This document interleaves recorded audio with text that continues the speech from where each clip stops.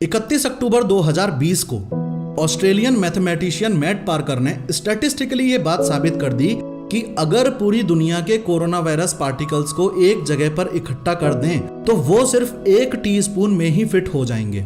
आज की इस वीडियो में 3D एनिमेशन की मदद से हम यही समझेंगे कि आखिर 1 चम्मच भर कोरोना वायरस पार्टिकल्स जिन्होंने लगभग 17 लाख लोगों से ज्यादा की जान ले ली, जिन्होंने पूरी दुनिया को 73 लाख करोड़ रुपए से ज्यादा का इकोनॉमिक लॉस दिया, जिन्हें तबाही मचाने से कोई ना रोक पाया, उन्हें वैक्सीन कैसे रोक सकती है।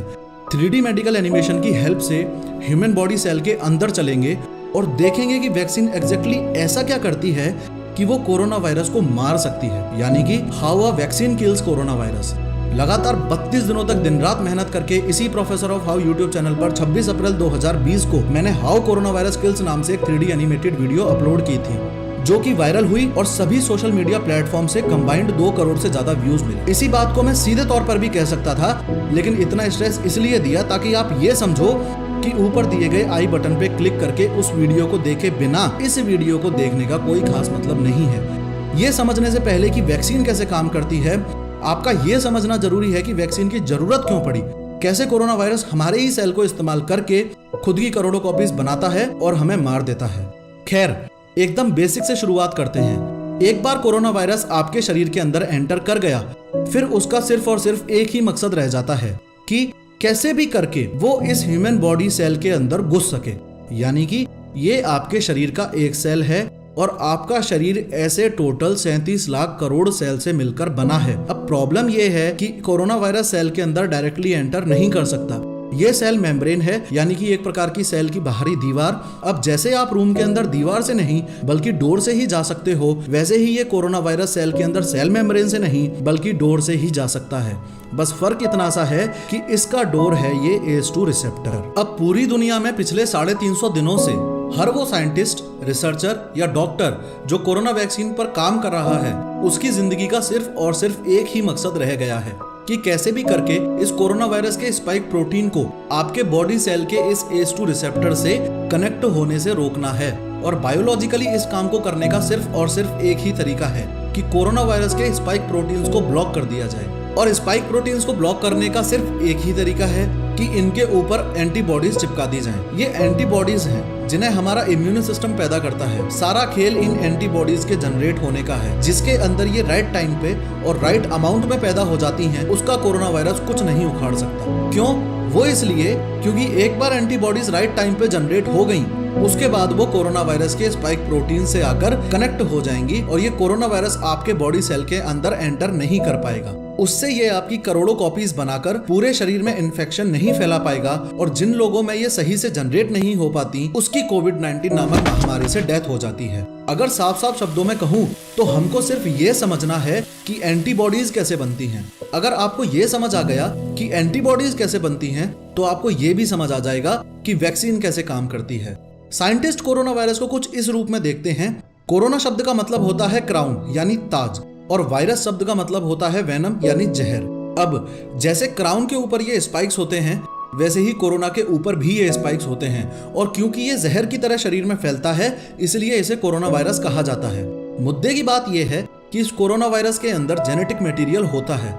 इस जेनेटिक मटेरियल से इंपॉर्टेंट इस वायरस में कुछ भी नहीं, क्योंकि इस जेनेटिक मटेरियल के अंदर ही इस कोरोना वायरस की करोड़ों कॉपीज बनाने की इंस्ट्रक्शंस होती हैं। 31 दिसंबर 2019 को चाइनीज साइंटिस्ट को यह पता चला था कि कोरोना वायरस नाम की बीमारी फैल रही है। फिर अगले 11 दिनों में उन्होंने कोरोना वायरस का ये जेनेटिक मटेरियल सेपरेट किया और इसकी एक्सटेंसिव स्टडी की। इसी दौरान 11 जनवरी 2020 को इन साइंटिस्ट ने वो काम किया जिसकी वजह से कोरोना वायरस वैक्सीन रेडी होकर यूज होने वाली वर्ल्ड की फास्टेस्ट वैक्सीन बनी, वरना 4-5 साल से पहले बनना तो इम्पॉसिबल था। इन्होंने जो किया वो ये कि इस जेनेटिक मटेरियल की स्टडी करके उसका जेनोमिक कोड वेबसाइट पर अपलोड कर दिया और उसे पब्लिकली अवेलेबल करवा दिया। इससे फायदा ये हुआ कि पूरे वर्ल्ड में अब कोई भी कहीं से भी जेनोमिक कोड को वेबसाइट से डाउनलोड करके उसे यूज कर सकता था।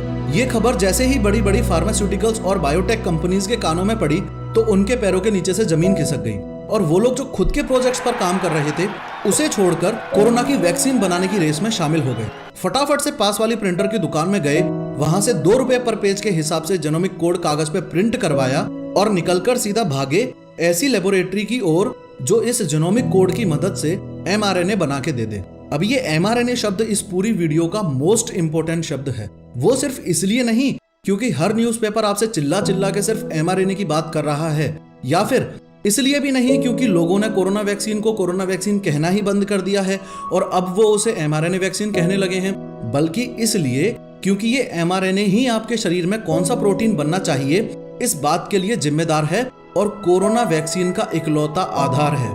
मैसेंजर आरएनए को ही शॉर्ट में mRNA कहा जाता है। और फिर से बता दूं कि ये हमारे शरीर में ये तय करता है कि कौन सा प्रोटीन बनना चाहिए। खैर, mRNA अब तैयार है और वापस बायोटेक कंपनीज के मालिकों को मिल चुका है। अब ये अपनी अपनी लैब्स में गए और इस mRNA को एक लिपिड नैनो पार्टिकल के अंदर पैक कर दिया और एनिमल टेस्टिंग सक्सेसफुल होने के बाद आपके डेल्टॉइड मसल में, या यूं कह लो कि अपर आर्म में इंजेक्ट कर दिया।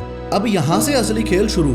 अब ये लिपिड नैनो पार्टिकल इस mRNA को लेता हुआ आगे बढ़ेगा। ये जो आपकी बॉडी के सेल्स हैं, इनके बीच में ये जो जगह है, इसे इंटरस्टिशियल स्पेस कहा जाता है। इस mRNA का इस ह्यूमन बॉडी सेल के बाहर, या यूं कह लो कि इस इंटरस्टिशियल स्पेस में सिर्फ इतना सा रोल है जितना अनुष्का शर्मा का इंडियन क्रिकेट टीम को वर्ल्ड कप जिताने में है। यानी कि mRNA सिर्फ तब तक ही काम का है जब तक वो सेल के अंदर है। अब ये लिपिड नैनो पार्टिकल आपके बॉडी के सेल के साथ फ्यूज हो जाएगा और mRNA को सेल के अंदर छोड़ देगा। अब यहाँ से ये वीडियो एक बायोलॉजिकल मोड ले लेती है। ये आपकी बॉडी का एक सेल है और इसके अंदर है ये न्यूक्लियस। पहले तो ये समझो कि सेल में न्यूक्लियस को छोड़ के अंदर का ये जितना भी एरिया है, इसे ही साइटोप्लाज्म कहते हैं। ऐसे तो सेल के मैकेनिज्म को समझने में घंटों लग जाएं, लेकिन हम सिर्फ अपने काम के 4 मैकेनिज्म्स को समझेंगे। ये जो न्यूक्लियस है, इसके अंदर ही डीएनए होता है। आपके सेल में, या यूं कह लो कि आपकी बॉडी में बायोलॉजिकली और केमिकली कब क्या होना है, वो ये डीएनए ही डिसाइड करता है। और ये डीएनए वो ही चीज है जिसका टेस्ट तब होता है जब आपके बच्चे की आंख, कान, नाक या फेस पड़ोसी से मैच हो रहा हो। मुद्दे की बात यह है कि इस न्यूक्लियस के और अंदर, यानी कि यहाँ पर होता है न्यूक्लियोलस, इसके अंदर ही राइबोसोम्स बनते हैं। इसके अलावा ये डीएनए भी mRNA में कन्वर्ट हो जाता है और फिर राइबोसोम्स और mRNA दोनों ही न्यूक्लियस से बाहर आ जाते हैं। बाहर आते ही ये mRNA इस राइबोसोम के साथ इंटरेक्ट करता है और प्रोटीन फॉर्म करता है। इन राइबोसोम्स को प्रोटीन फैक्ट्री भी कहा जाता है।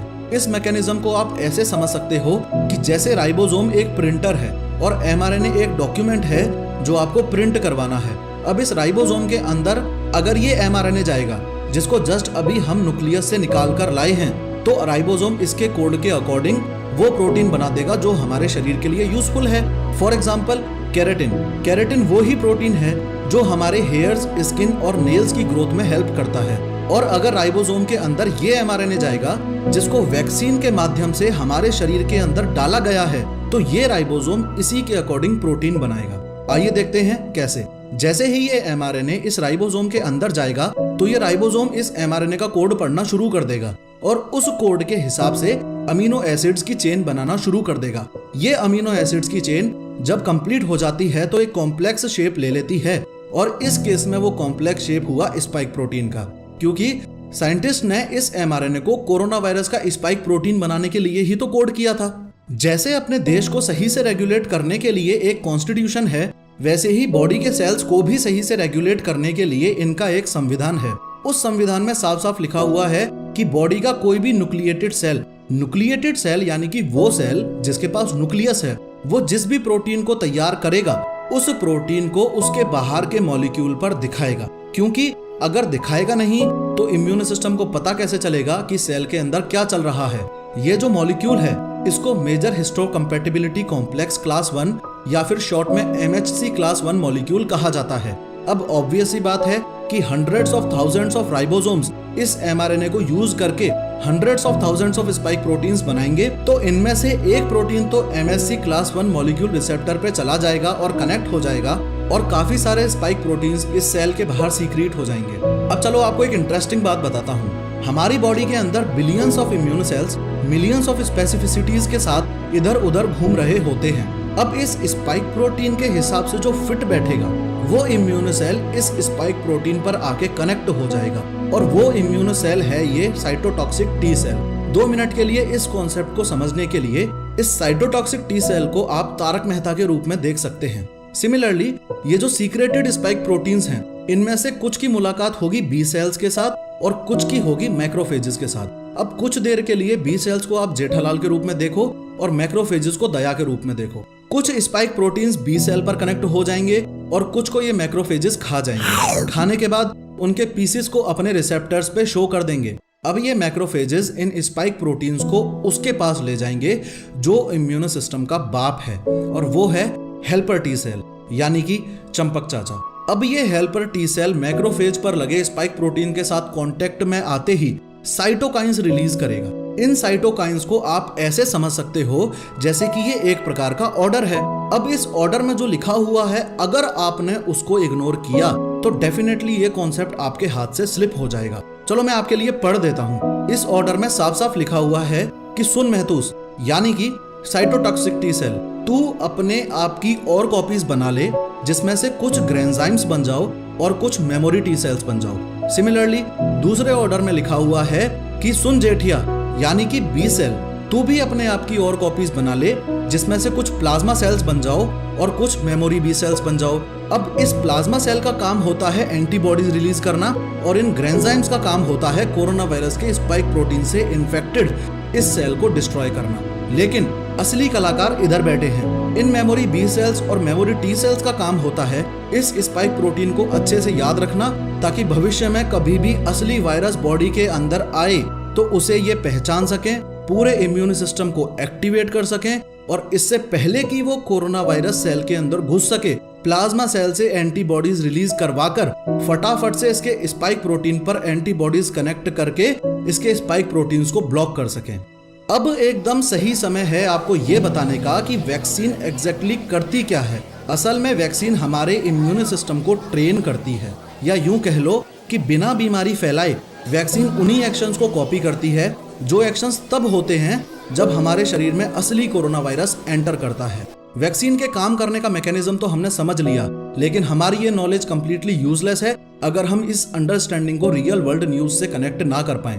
वैक्सीन बनाने की रेस में जो कंपनियां सबसे आगे हैं उनमें से एक तो है फाइजर बायोएनटेक और दूसरी है मॉडर्ना। अब इन दोनों कंपनियों के द्वारा बनाई गई कोरोना वायरस वैक्सीन तो mRNA वैक्सीन ही है, यानी कि इनका वर्किंग मैकेनिज्म वैसा ही है जो हमने अभी अभी देखा है। लेकिन जो इंडिया के इंडिजिनस वैक्सीन है, यानी कि कोवैक्सीन, उसके वर्किंग मैकेनिज्म में थोड़ा सा बदलाव है। इन लोगों में mRNA की जगह इस पूरे कोरोना वायरस को ही मार के, यानी कि इस कोरोना वायरस को इनएक्टिवेट करके इंसान के शरीर में डाल दिया गया है। इससे होगा ये कि कोरोना वायरस चूंकि अब इनएक्टिव है तो वो इन्फेक्शन भी नहीं फैलाएगा, और क्योंकि स्पाइक प्रोटीन उस पर प्रेजेंट हैं तो वो इम्यूनो सिस्टम को ट्रेनिंग भी दे देगा। अब जैसे ये कोरोना वायरस जिंदगी में सिर्फ एक ही मकसद लेके चल रहा है कि इसे अनेकों कोरोना वायरस और बनाने हैं, वैसे ही मैं भी जिंदगी में एक ही मकसद लेके चल रहा हूँ कि मुझे इस professor of how YouTube channel पर अनेकों 3D एक्सप्लेनेशन वीडियोस बनानी है। पर प्रॉब्लम ये है कि 3D एनिमेशन काफी एक्सपेंसिव होता है और इस चैनल को जिंदा रखने के लिए मुझे बीच बीच में ना चाहते हुए भी क्लाइंट प्रोजेक्ट्स पे काम करना पड़ता है, और यही कारण है कि मैं एक साल में इतने कम वीडियोस अपलोड कर पाता हूँ। लेकिन गेस व्हाट, ये वीडियो देखने के बाद अगर आप इस ज्वाइन बटन पर क्लिक करके इस professor of how YouTube channel की मेंबरशिप को ज्वाइन कर लेते हो तो आप मुझे डायरेक्टली सपोर्ट कर सकते हो, क्लाइंट प्रोजेक्ट से बचा सकते हो और वीडियोस को जल्दी से जल्दी अपलोड करने में हेल्प कर सकते हो। इसके अलावा आपको मिलेंगे काफी सारे पर्क्स भी, और वीडियो को अंत तक देखने के लिए दिल से आभार।